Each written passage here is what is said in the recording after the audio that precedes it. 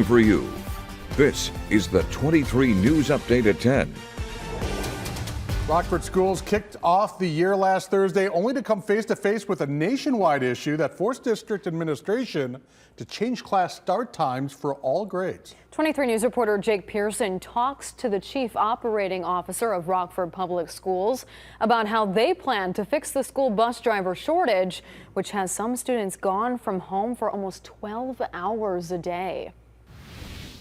Rockford Public Schools have a contract agreement with an external busing company called First Student. They agreed on 65 drivers for the school year, but only received 12.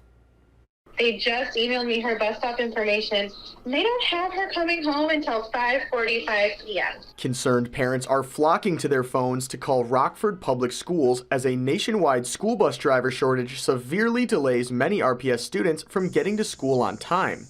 One mother of a Rockford West Middle School student says she didn't receive her daughter's bus information until today, 3 days into the school year.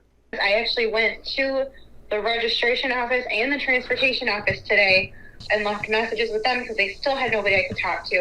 And I think that's finally why somebody got back to me, because I actually had to go down there in person to get her even on a bus. The mother said her daughter goes to a non-residential school to take part in West's Creative and Performing Arts program. But she is now scheduled to get home at 5:45. That's an hour and 40 minutes after school is let out and more than 11 hours after she leaves for school.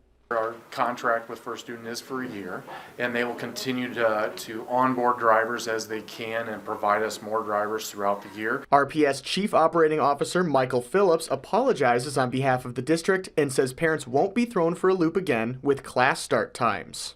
Our start times will stay the way they are throughout the school year. We appreciate our principals and teachers making that change, as well as the commitment that our parents and community members have had to make with that change also.